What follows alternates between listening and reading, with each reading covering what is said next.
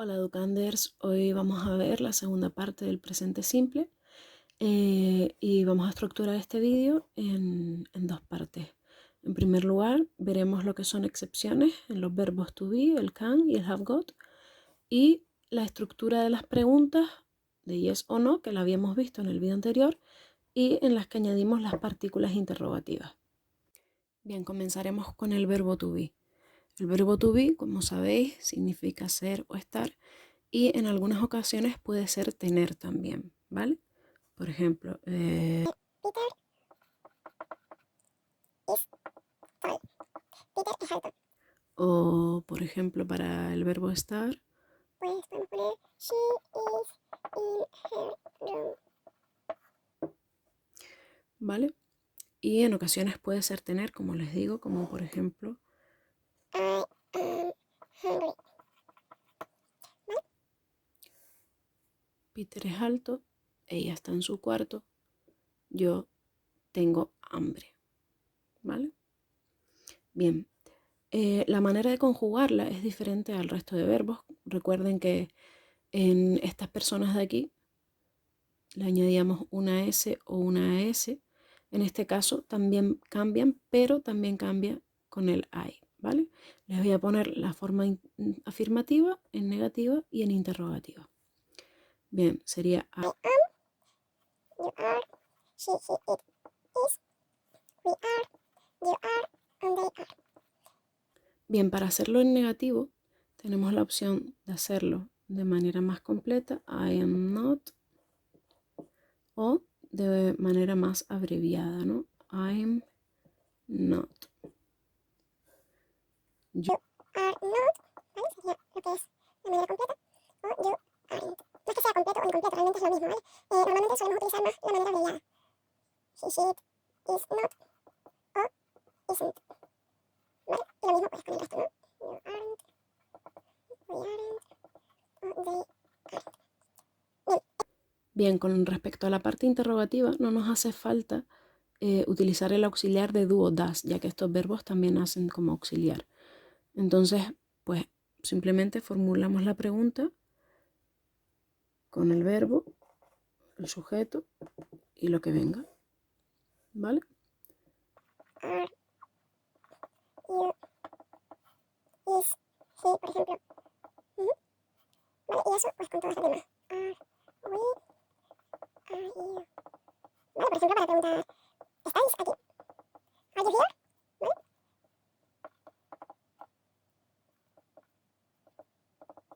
Bien. Ahora vamos a ver las excepciones del verbo have got. Bien, el have got lo conocemos como el verbo tener, el verbo poseer, y también nos sirve pues para describir físicamente a las personas. Por ejemplo, Si estamos hablando de tener, ¿vale? Podemos decir que you have got a dress, por ejemplo. ¿Vale? Tienes un vestido. O si queremos describir físicamente a alguien, pues podemos decir que Jane has got blue eyes. ¿Vale? Bien, vamos a hacer lo mismo que con el verbo to be. Vamos a escribir cómo se escribiría, pues, cómo se conjugaría lo que es el verbo have got con cada uno de los sujetos, ¿no? Bien, tal y como aparece, pues se escribiría con todas las personas. Have got, you have got, we have got, you have got, and they have got. Con la tercera persona del singular vamos a hacerlo con has got, ¿vale? Esa S que tenemos siempre, la tenemos aquí también. Has got y has got. para hacerlo en negativo, pues podríamos ponerlo de lo que es la manera más fácil, pues I haven't, ¿vale? Lo que hacemos es que abreviamos el not, I haven't got, ¿vale? Y eso lo hacemos con todas las personas. En esta de aquí sería hasn't got, ¿vale? Y con el resto, haven't got. Vale, para lo que son las preguntas, al igual que en el verbo to be, voy a borrar esto de aquí. Al igual que con el verbo to be, colocaríamos lo que es el verbo delante. Have I got bla bla bla. O has she got y lo que sea, ¿vale? Bien, el verbo can, pues se traduciría en poder o saber, ¿vale? Por ejemplo, I can play the piano. Yo puedo tocar el piano o yo sé tocar el piano. Y otro ejemplo, pues, can you speak English? Can you speak English? ¿Vale? bien, en este caso, el can no lleva ninguna excepción con la tercera persona del singular. Y todas las personas en afirmativo se escriben igual. I can, you can, she can, he can, it can, we can, you can, they can. ¿Vale? Igual ocurre con la negativa y con la interrogativa. En negativo, pues se puede escribir cannot, todo junto, o can't. Depende de lo que quieran usar, ¿vale? Y en la pregunta, pues igual que antes, empezamos con can, I, bla, bla, bla, ¿vale? Igual que podemos ver en este ejemplo de aquí, can you speak English? Yeah, ¿vale? Pues así se formularía lo que es la pregunta. Bien, pues con esto hemos terminado con las excepciones de los verbos. Ahora veremos la estructura de las preguntas. Primero veremos las preguntas que se responden con sí o no, ¿vale? Y estas son las que vimos en el primer vídeo del presente simple, las que formulamos con el do o con el das, con este auxiliar. Por ejemplo, do you, que sería el sujeto, live, el verbo, y Canarias, por ejemplo, ¿vale?